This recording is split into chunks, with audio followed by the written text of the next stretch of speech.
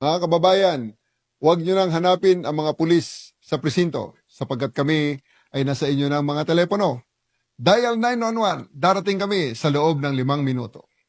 Lilingkod sa bawat Pilipino at magbibigay ng tamang impormasyon para sa tahimik at maayos na Pilipinas. Police News Network, alagad ng batas, tagapagtaguyod ng balitang pulis, sandigan ng mamamayan, patnubay ng katotohanan. Kampo Krame, maghahatid ng pinakahuling kaganapan at nagbabagang balita. Ito ang PNN Police News Network. At ngayon, ang inyong mga tagapagbalita. Magandang araw, Bagong Pilipinas. Kami ang inyong alagad ng batas, tagataguyod ng Balitang Pulis, Police Captain Nomer Macaraig. At Patrolwoman Mary Grace Artizuela mula sa PNP Anti-Cybercrime Group maghahatid sa inyo ng tamang balita, kwento ng pulis at serbisyo para sa mamamayan. At ito ang PNP News Online. Ang pangunahing balita ng Police News Network, alagad ng batas, tagataguyod ng Balitang Pulis.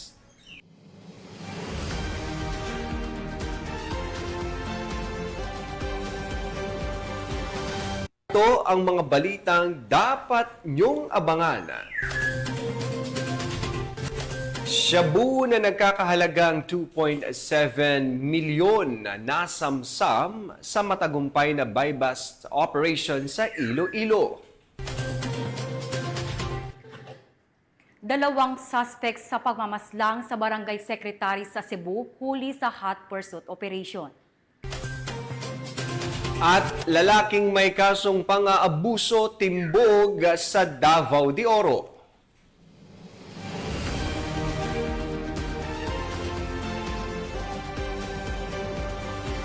Narito ang mga balitang hatid ng ating PNN correspondents mula sa iba't ibang panig ng bansa.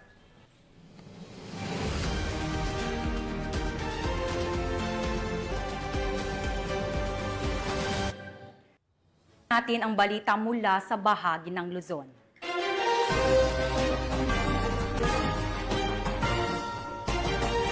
Tigil ang kapulisan sa rehiyon ng Cordillera sa pagsugpo sa ilegal na droga.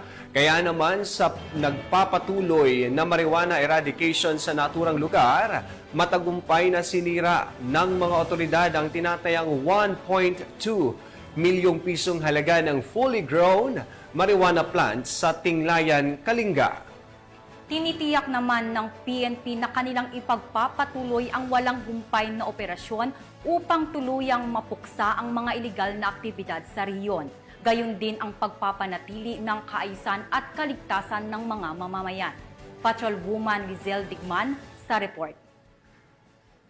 Resulta ng mas pinaigting na kampanya ng Police Regional Office Cordillera Administrative Region laban sa pagtatanim at pagbebenta ng marijuana na diskubre at sinira ang tinatayang 1,200,000 na halaga ng fully grown marijuana plants sa Tinglayan, Kalinga nito lamang ika-28 ng Hunyo taong kasalukuyan. Ang matagumpay na operasyon ay ikinasa ng 1st Kalinga Provincial Mobile Force Company, Tinglayan Municipal Police Station, Provincial Drug Enforcement Unit ng Kalinga Police Provincial Office at ng Philippine Drug Enforcement Agency, Kalinga. Ang operasyon ay nagresulta sa pagkatuklas ng isang plantasyon ng marijuana na may tinatayang lawak na 600 square meters at may nakatanim na 6,000 na piraso ng fully grown marijuana plants na nagkakahalaga ng tinatayang 1,200,000 pesos standard drug price. Bagamat walang nahuling cultivators, agad na binunot at sinunog ng mga operatiba ang lahat ng marijuana pagkatapos ng kaukulang dokumentasyon.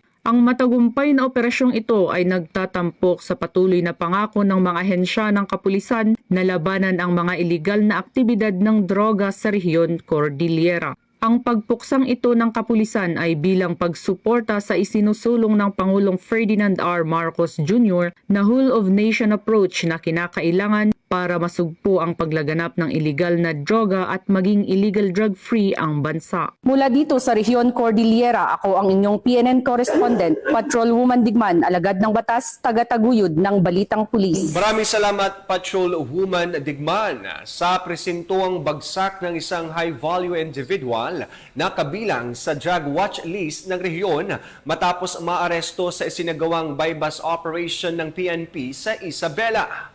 Nakatutok dyan si Patrolwoman Jerilyn Culico. Ang isang high-value individual na nasa drug watchlist ng Rion matapos ang isinagawang drug bypass operation ng mga pinagsanib pwersa at pagbibigay suporta ng Police Regional Office 2 kasama ang Philippine National Police Drug Enforcement Group, Isabela Provincial Office, Isabela PPO Provincial Intelligence Unit, Provincial Drug Enforcement Unit, Provincial Intelligence Team Isabela East, Ilagan Component City Police Station at Philippine Drug Enforcement Agency Regional Office 2 kahapon, ika-30 ng Hunyo nitong taon sa Barangay Rangayan, City of Ilagan, Isabela sa pagpapaabot ng suporta ng Police Regional Office 2 sa Philippine Drug Enforcement Group Operation. Naaresto si alias JR, may asawa at residente ng Barangay Rangayan, lungsod ng Ilagan, Isabela.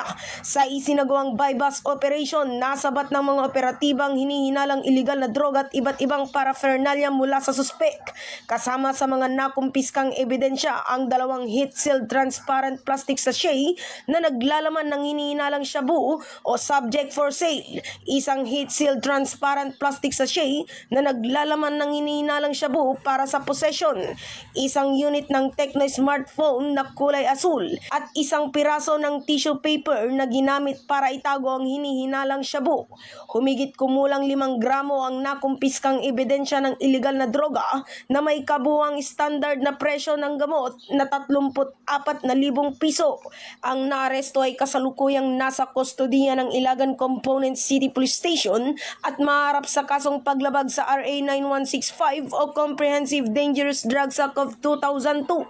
Samantala, pinuri ni Police Brigadier General Antonio P. Maralag Jr., Regional Director ng Police Regional Office 2, ang tagumpay ng operasyon at idiniin ang kahalagaan ng patuloy na pagtutulungan sa paglaban sa iligal na droga. Ang tuloy-tuloy na koordinasyon sa pagitan ng Philippine Drug Enforcement Group at Police Regional Office 2 ay nagpapakita ng lakas ng pinagsama-samang operasyon ng pulisya sa pagkamit ng isang lipunang walang droga. Bilang pangunahing tagapagpatupad ng batas sa Rion 2, patuloy na sinusuportahan ng Police Regional Office 2 ang pambansang pagsisikap sa pamamagitan ng pagpapahusay sa mga lokal nitong kampanya laban sa iligal na droga, pagpapalakas ng mga intelligence network at pakikipagtulungan sa mga stakeholder at iba pang ahensyang nagpapatupad ng batas. Mula dito sa Lambak ng Cagayan, ako ang inyong Police News Network Correspondent, Patrolwoman Jerilyn Culico, alagad ng batas, tagataguyod ng Balitang Pulis. Maraming salamat, Patrolwoman Culico. Nasa kote ang 4 na katao sa isinagawang bypass operation sa Malolos, Bulacan. Habang nakumpiska naman mula sa mga ito ang mahigit 400,000 pisong halaga ng hinihinalang shabu. Nakibalita dyan si Patrolwoman Mildred Tawagon. Ang 4 na katao sa isang matagumpay na bypass operation na isinagawa ng Station Drug Enforcement Unit ng Malolos City Police Station sa Kampupot Street, Barangay Ligas, lungsod ng Malolos, Bulacan. Arestado ang 4 na katao sa isang matagumpay na bypass operation na isinagawa ng Station Drug Enforcement Unit ng Malolos City Police Station sa Kampupot Street, Barangay Ligas, lungsod ng Malolos, Bulacan. Kinilala ni Police Lieutenant Colonel Romel E. Gineblaso, hepe ng Malolos City Police Station, ang mga sospek na sina alias Romeo, 55 taong gulang, isang tricycle driver, ang kanyang live-in partner na si alias Ross, 33 taong gulang, alias Romy, 50 taong gulang, at alias Akihiro, 29 taong gulang na pawang mga residente ng naturang barangay. Ayon kay Police Lieutenant Colonel Gineblaso, nasamsam mula sa mga sospek ang tinatayang 69.5 gramo ng hinihinalang shabu na may standard drug price na 472,600 pesos. Patuloy ang pinaigting na kampanya ng Bulacan PNP sa ilalim ng pamumuno ni Police Colonel Angel L. Garciliano, Acting Provincial Director ng Bulacan Police Provincial Office, laban sa iligal na droga upang matiyak ang kapayapaan, kaayusan at kaligtasan sa kaniyang nasasakupan. tungo sa isang maunlad na bagong Pilipinas. Mula dito sa Bulacan Police Provincial Office, ako ang inyong PNN Correspondent, Patrolwoman Mildred A. Tawagon, alagad ng batas, tagataguyod ng balitang pulis. Maraming salamat, Patrolwoman Tawagon. Arestado ang isang mister matapos nitong pagsasaksakin ang di umunay kalaguyo ng kanyang misis sa bayan ng Nara, Palawan. Agad namang rumisponde ang mga pulis para mahuli ang naturang sospek. Alamin ang detalye ng report mula kay Patrolwoman Christine Lorenzo. Patay ang isang lalaki matapos umanong saksakin ng mister ng babaeng kasama nito sa loob ng isang silid sa isang boarding house sa Barangay Poblasyon, Nara, Palawan, nito lamang ika-27 ng Hunyo taong kasalukuyan. Kinilala ang biktima na si alias Vin, 27 taong gulang, isang laborer at residente ng Barangay Taricha, Nara, Palawan. Ang suspect naman ay nakilalang si alias Mark, 34 na taong gulang, residente ng Purok 4, Barangay Estrella, Nara, Palawan. Ayon sa ulat ng Nara Municipal Police Station, nakatanggap sila ng tawag mula sa kapitan ng Barangay Poblasyon kaugnay ng insidente ng pananaksak. Agad rumisponde ang mga otoridad at natagpuan ang bangkay ng biktima na hubot-hubad, wala ng buhay at may tama ng saksak sa kaliwang bahagi ng likod. Sa inisyal na investigasyon, lumabas na naaktuhan umano ng sospek ang biktima at ang kanyang asawa habang may ginagawang masaselang aktibidad sa loob ng inumpahang silid. Dahil sa galit, sinaksak umano ng sospek ang lalaki gamit ang isang patalim na may habang 11 pulgada. Depensa naman ng asawa ng sospek, matagal na umano silang hiwalay ng kanyang mister. Naaresto agad ng mga pulis si Mark at narecover rin ang ginamit na patalim sa krimen. Sa kasalukuyan, nasa kustodiya na siya ng Nara Municipal Police Station habang inihahanda ang kasong murder laban sa kanya. Mula dito sa Calapan City, Oriental Mindoro, ako ang inyong PNN Correspondent, Patrolwoman Christine Lorenzo, alagad ng batas, tagataguyod ng balitang pulis. Maraming salamat, Patrolwoman Lorenzo. Timbog ang isang high-value drug suspect sa ikinasang bypass operation sa lalawigan ng Pangasinan, kung saan nasamsam ang tinatayang 400,000 pisong halaga ng hinihinalang shabu. Police Corporal Joanna Marie de los Santos sa report. 55 anyos na lalaki na kinilalang si alias Sitoy ang naaresto ng mga otoridad dakong alas 4:30 ng hapon noong Hunyo 28 taong kasalukuyan sa Purok 1, Barangay Kabidyanan, Nabunturan, Davao de Oro dahil sa kasong paglabag sa Section 10A ng Republic Act 7610 o ang Special Protection of Children Against Abuse, Exploitation and Discrimination Act. Ang pag-aresto ay sinagawa sa bisa ng warrant of arrest na inihain ng pinagsanib ng puwersa ng mga tauhan ng Nabunturan Municipal Police Station, katuwang ang mga tauhan ng Maribojoc Municipal Police Station. Ayon naman kay Police Lieutenant Colonel Edward Bijongco, Chief of Police ng Nabunturan Municipal Police Station, ang naarestong suspect ay tubong Maribojoc, Tagbilaran City, Bohol. Matapos ang pag-aresto at medikal na pagsusuri, ang akusado ay dinala sa warrant and sa PINA section ng Nabunturan Municipal Police Station para sa kaukulang dokumentasyon at legal na proseso. Ang Republic Act 7610 ay nagbibigay ng mahigpit na proteksyon sa mga bata laban sa anumang uri ng karahasan at pagsasamantala. Sa ngayon ay patuloy na tinutukan ng mga otoridad ang naturang Timbog ang isang hinihinalang tulak ng droga sa isinagawang bypass operation ng mga operatiba ng Philippine National Police sa Barangay Embarcadero, Mangaldan, Pangasinan, mag-aalas 2 kaninang madaling araw. Kinilala ang suspect na si Joshua, 29 anyos at residente ng Barangay Bunuan, Binloc, Dagupan City. Ayon sa pulisya, siya ay itinuturing na high-value individual at regional top priority target sa kampanya kontra illegal na droga ngayong buwan. Nakumpiska mula sa kanya ang 2 sachet ng hinihinalang shabu na tinatayang may timbang na 60 gramo at may halagang 408,000 pesos. Kabilang din sa mga na-recover ang genuine 500 bill, budol money na umaabot sa 20,000 pesos at isang Realme smartphone. Ang operasyon ay pinangunahan ng Regional Police Drug Enforcement Unit 1, katuwang ang ibang unit ng PNP, Mangaldan Police Station at PDEA Pangasinan.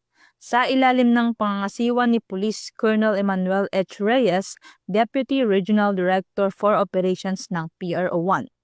Dinala ang suspect sa Mapandan Community Hospital para sa medical examination at kasalukuyang nasa kustodiya ng Mangaldan Police Station.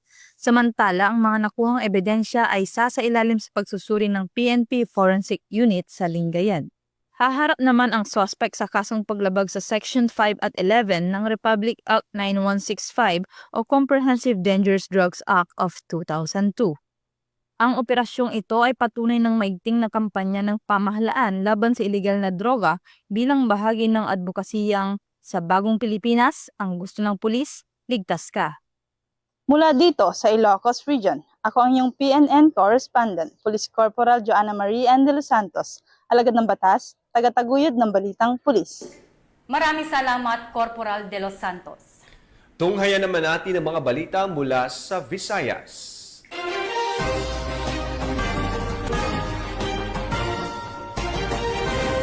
Hindi umabot sa kanilang inaasam na bentahan ang tatlong hinihinalang tulak ng droga matapos mahuli sa isang matinding buy-bust operation sa bayan ng Miagao, Iloilo, kung saan nasabat ang tinatayang 2.7 milyong pisong halaga ng hinihinalang shabu. Sinisiguro naman ng pambansang pulisyan na mas paigtingin pa ang mga operasyon upang tuluyang masawata ang iligal na droga na patuloy na sumisira sa kinabukasan ng mamamayan. Magbabalita dyan si Patrolwoman Andrea Dominic De Palubos. Ang 2.7 milyong halaga ng hinihinalang shabu sa isang matagumpay na anti-illegal drugs operation na isinagawa ng mga otoridad sa Barangay Guinness, Miagao, Iloilo, dakong alas 2 na madaling araw nito lamang ika-30 ng Hunyo taong kasalukuyan. Ang operasyon ay pinangunahan ng Regional Police Drug Enforcement Unit sa superbisyon ni Police Captain Glenn Suliman, team leader, kasama ang Miagao Municipal Police Station at Iloilo Police Provincial Office Provincial Drug Enforcement Unit na nagresulta sa pagkakaaresto ng tatlong high-value individual na kinilalang sina alias Negro, 47 taong gulang, at residente ng Molo, Iloilo City, alias Baho, 37 taong gulang, at alias Lin, 38 taong gulang at pawang residente ng Miagao, Iloilo. Nasamsam mula sa pag-iingat ng mga sospek ang kabuuang 410 gramong hinihinalang shabu na may standard drug price na 2,788,000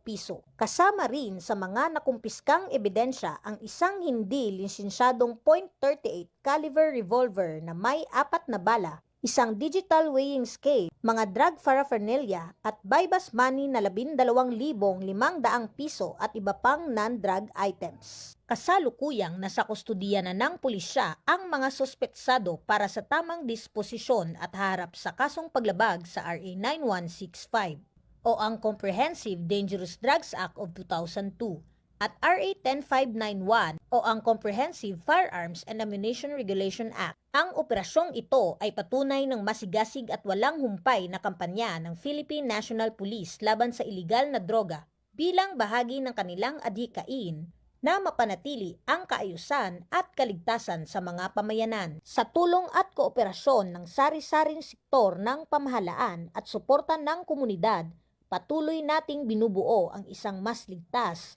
mas maayos at mas maliwanag na kinabukasan para sa bawat Pilipino.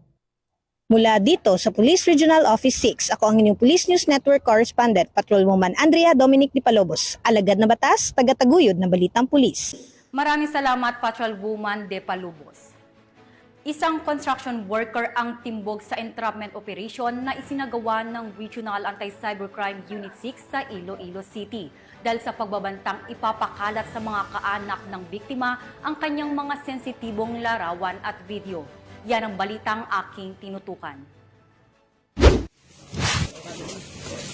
Arestado ang isang construction worker sa barangay na Bitasan, Lapas, Iloilo matapos ireklamo ng kanyang dating kasintahan dahil sa pagbabanta nitong ipapakalat sa mga kaanak ng biktima ang kanyang mga sensitibong larawan at video kung hindi siya papayag makipagkita sa suspect. Agad na kumilos ang mga tauhan ng Regional Anti-Cybercrime Unit 6 katuwang ang Iloilo City Police Station 2 at nagsagawa ng isang entrapment operation na nagresulta sa pagkakaaresto kay alias JM, 30 anyos at residente sa lugar kung saan ito inaresto. Nahaharap ngayon ng suspect sa mga kasong grave coercion, photo and video voyeurism at Violence Against Women and Their Children Act. Siya ay kasalukuyang nasa kustodiya ng Iloilo City Police Station 2 para sa karampatang dokumentasyon at disposisyon ng kanyang kaso.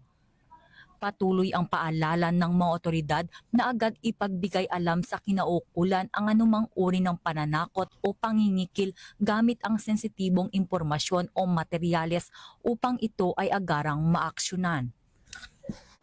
Ang mga involved po dito sa kaso na ito ay dating magkasintahan.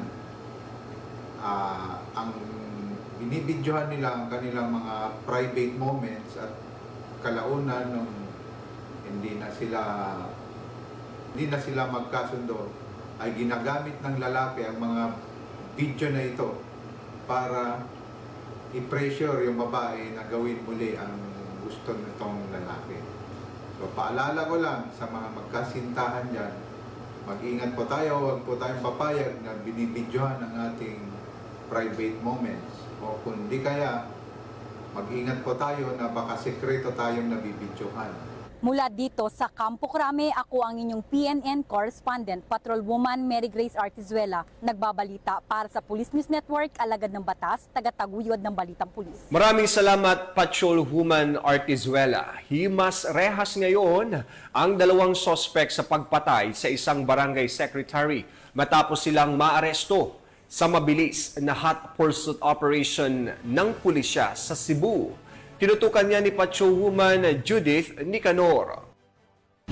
Hawak na ng kapulisan ng Dumanhog ang dalawang sospek sa pamamaril at pagpatay sa isang barangay secretary sa mismong tahanan nito sa Purok 5 Barangay Tubod, Duguan, Dumanhog, Cebu nito lamang nakaraan. Kinilala ni Police Captain Eden Rex L. Baguio, officer in charge ng Dumanhog Police Station Cebu Police Provincial Office, ang barangay secretary na biktima na si Celsa, 62 anyos na residente na nabanggit na lugar, habang ang dalawang suspect na sina Esteban, 51 anyos at Conrad, 35 anyos na residente rin ng naturang lugar.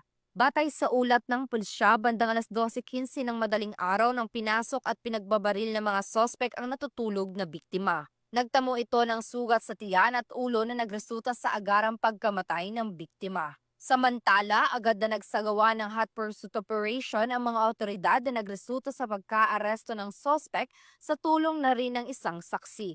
Kasalukuyang nasa kustodiya ng Dumanhog MPS sa mga sospek at maharap sa kasong murder. Magandang araw sa ating lahat.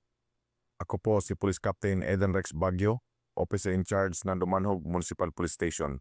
Sa pamumuno ng ating Regional Director na si Police Brigadier General Rodrigo Atienza Maranan ng Police Regional Office 7 at sa paggabay ng ating Provincial Director na si Police Colonel Hubito M. Atanasio ng Cebu Police Provincial Office. Ang buong puwersa ng Dumanhog Municipal Police Station ay taos-pusong nakikiramay sa pamilya at mga mahal sa buhay ni Ginang Celsa. Ang kanyang sinapit ay isang malupit at walang saysay na karahasang labis naming kinukundina. Sa tulong at kooperasyon ng komunidad, agad nating natukoy at naaresto ang mga sospek sa karumaldumal na krimen. Ito ay patunay na kapag nagtutulungan ang pulisya at mamamayan, mabilis nating naihatid ang hustisya. Muli, inihikayat namin ang lahat na patuloy na makipagtulungan sa ating mga otoridad. Huwag tayong matakot na magsalita dahil ang pananahimik ay nagbibigay daan sa patuloy na karahasan. Ang Dumanhog PNP ay mananatiling tapat sa tungkulin, maglilingkod, magbabantay at lalaban para sa kapayapaan at hustisya ng bawat mamamayan. Sa alaala ni Gina Redondo at sa lahat ng biktima ng karahasan, hindi kami titigil hanggang makamit ang katotohanan at katarungan. Mula dito sa Central Visayas, ako ang inyong Police News Network Correspondent, Patrolwoman Judith Nicanor, alagad ng batas, tagataguyod ng Balitang Pulis. Maraming salamat, Patrolwoman Nicanor. Narito naman ang mga balita mula sa bahagi ng Mindanao.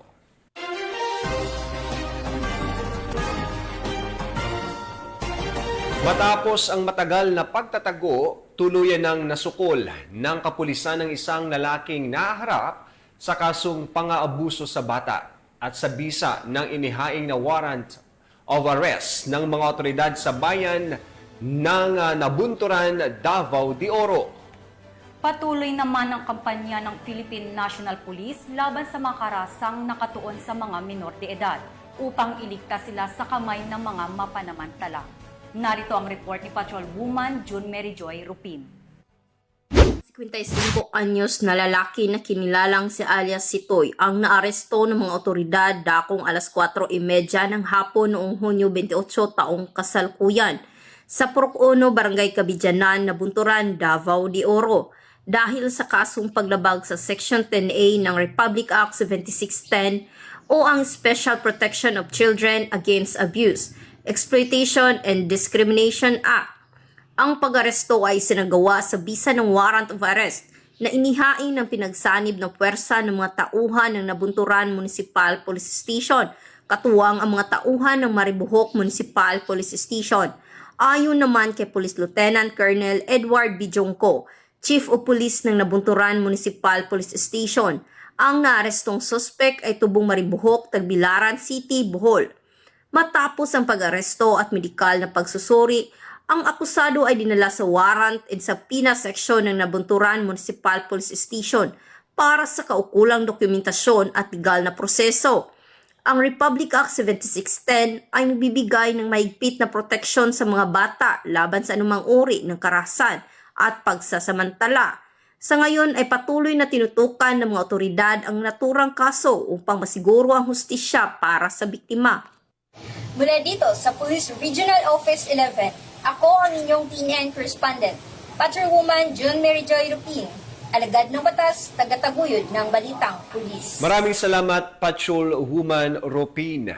Bagsak sa kamay ng batas ang isang hinihinalang drug personality matapos maaresto sa ikinasang buy-bust operation ng mga otoridad sa bayan ng Villanueva, Misamis Oriental. Ang report mula kay Patrolwoman Danessa Berdos.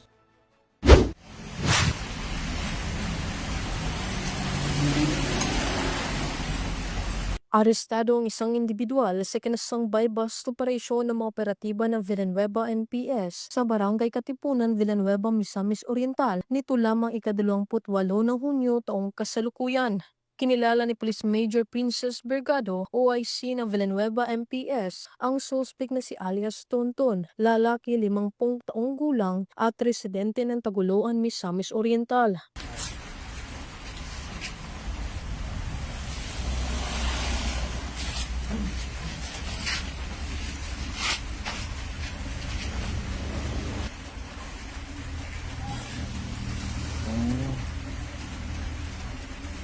Sa ikinasang operasyon ng mga operatiba ay nakumpiska ang 12 maliliit na pakete ng hinihinalang shabu, isang cellphone, isang 500 peso bill na ginamit bilang buy-bust money at iba pang mga non-drug items. Naharap ang suspect sa kasong paglabag sa RA 9165 o Comprehensive Dangerous Drugs Act of 2002.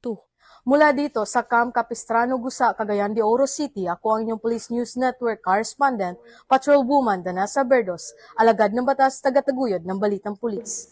Maraming salamat, Patrolwoman Berdos.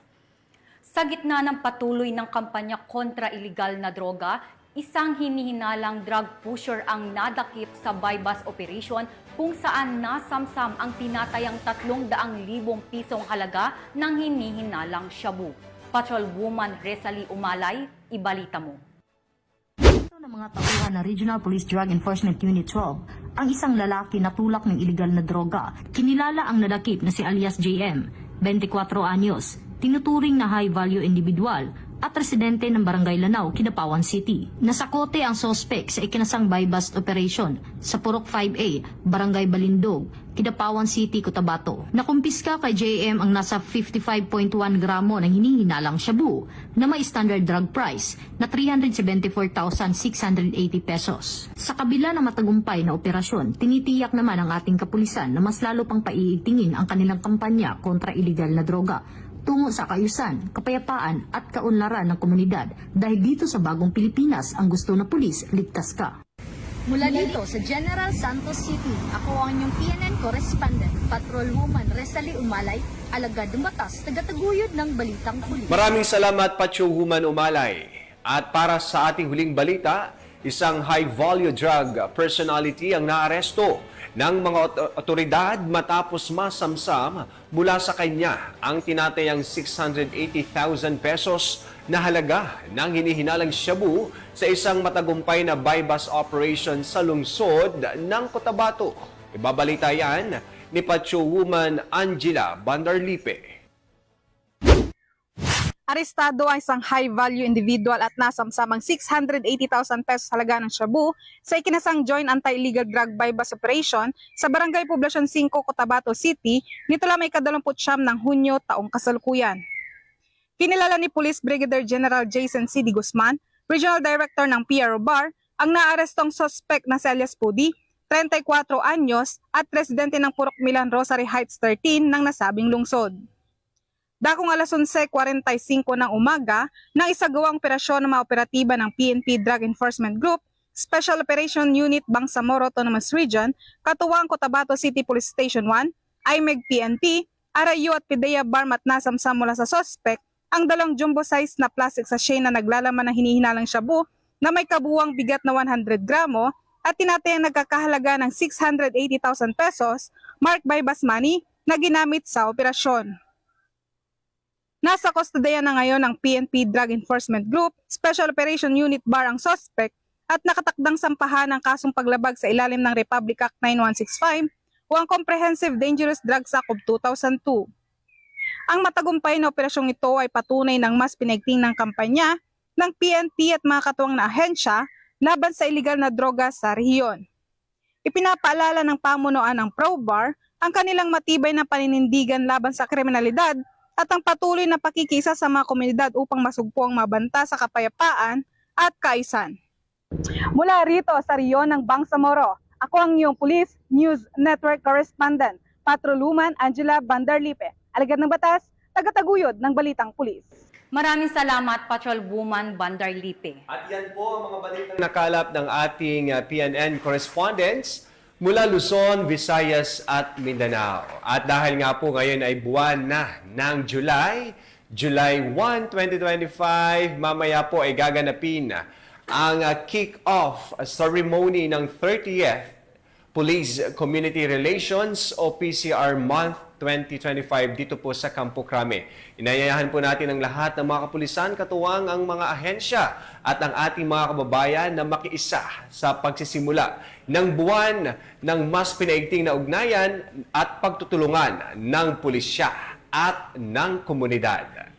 Ang seremonya ay sabayang ipagdiriwang sa iba't ibang rehiyon at itinatampok ang mga programa at inisyatibong naglalayong palakasin ang kapayapaan, kaayusan at partisipasyon ng mamamayan sa pagbuo ng ligtas at nagkakaisang bansa tungo sa isang bagong Pilipinas. Yan po, sa lahat po ng ating mga kasamang pulis at sa ating po mga katuwang na komunidad, happy PCR Month sa ating lahat. At syempre binabati ko po ang aking alma mater, ang Barang Bulihan Integrated Senior High School ng 30th founding anniversary, 30 taon na ang ating paaralan. Sa lahat po ng ating mga naging guro at sa mga guro po ng ating paaralan at sa lahat po ng taong nasa likod nito para magkaroon po ng high school sa ating barangay, maraming salamat po sa inyong lahat. At sa lahat po ng aking maging classmate po dyan sa Barangay Bulihan, maraming salamat and congratulations sa atin.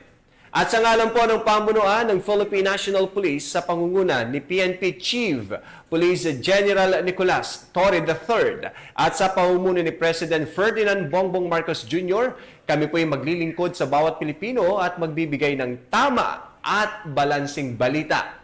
At huwag nyo na pong hanapin ang mga pulis sa mga presinto sapagkat kami po ay nasa inyo ng mga telepono. Dial 911, darating kami sa loob ng 5 minuto. Sa bagong Pilipinas, ang gusto ng pulis, ligtas ka. At mula po dito sa tanggapan ng tagapag-ugnay ng Pambansang Pulisya, kami po ang inyong alagad ng batas, tagataguyod ng balitang pulis, sa ngalan po ng aming Direktor Police Brigadier General Marvin Josaro. Ako po si Police Captain Nomer Macaraig. At Patrolwoman Mary Grace Artizuela mula sa PNP Anti-Cybercrime Group maghahatid ng tamang balita, kwento ng pulis at serbisyo para sa mamamayan. At ito ang PNP News Online. Ang pangunahing balita ng Police News Network.